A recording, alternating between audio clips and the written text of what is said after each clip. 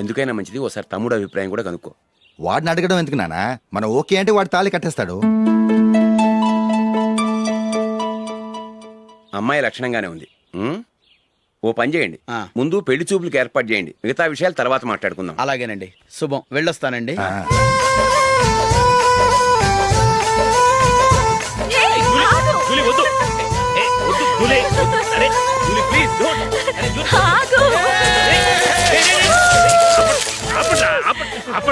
ఇంకా confirm కాలేదురా. Julie, నువ్వు అమ్మాయిని చూసి నచ్చిందంటేనే నేను తాళి కడతాను. నాకు నచ్చలేదంటే నువ్వు అలా అనవు, నీకు నచ్చుతుంది. చూద్దాం. చూడు రే, అమ్మాయిని చూడటానికి మీరు నాతో వస్తున్నారు. Okay okay okay.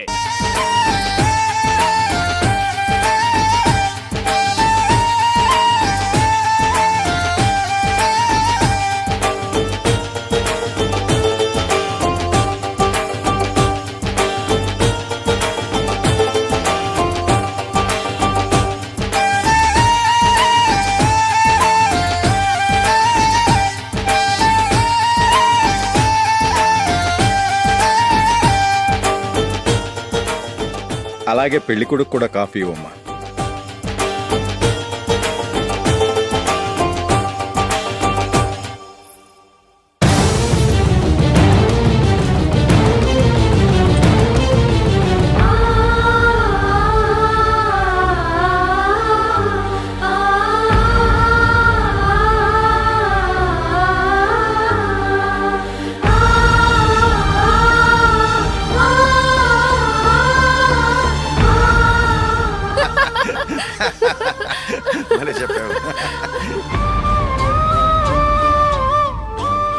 పెళ్లి కొడుకు అన్నయ్య గారికి కూడా కాఫీ ఇవ్వమ్మా.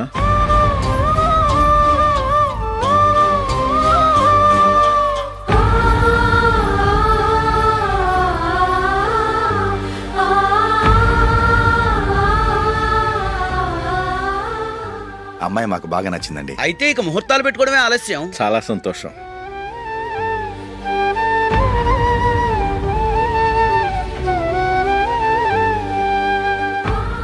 పేరయ్య గారు, పెళ్లి కొడుకు అన్నయ్యకి ఇంకా పెళ్లి కాలేదంటగా?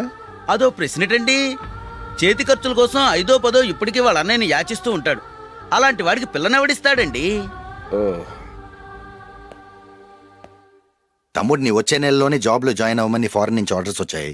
మనం ఈ నెలలోనే ముహూర్తం పెట్టుకుంటే పెళ్ళయ్యాక భార్య భర్తలు కలిసి హ్యాపీగా ఫారెన్ వెళ్ళడానికి బాగుంటుంది. అయితే వచ్చే వారమే మంచి ముహూర్తం ఉంది, ఆ రోజే పెళ్లి జరిపించేద్దాం.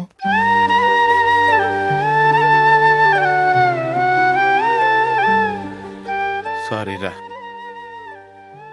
వస్తారా? పెళ్లి చూపులు చిన్నోడు కన్నా నాకు తెలియదురా.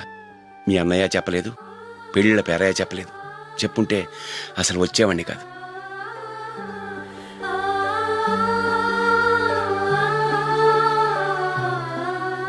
పోతే పోయింది వెధవ సంబంధం. అయినా అమ్మాయి ఏంటి అలా దిష్టి పెడతలా ఉంది? నాకేం నచ్చలేదు బాబు. మొత్తానికి పెద్ద గండం తప్పింది. నీకున్న పర్సనాలిటీకి టాలెంట్ కి ఐశ్వర్యరాయ్ లాంటి అమ్మాయి వస్తుంది. ఈ దిష్టి పెడతకే నేను తగనంటే ఇక ఐశ్వర్యానికి నేను ఎలా తగ్గవాడినవుతాను? నాకు పెళ్లి కాలేదని నేను బాధపడలేదు, కానీ రేపు పిల్ల నీకు కాదు తమ్ముడు కానీ ఒక్క మాట చెప్పొచ్చు కదా. అసలు నేను అక్కడికి వెళ్ళేవాడిని కాదు. ఇలా అవమానించే కంటే మా రెండో వాడు చచ్చాడని చెప్పి ఈ పెళ్లి చేయొచ్చు కదా.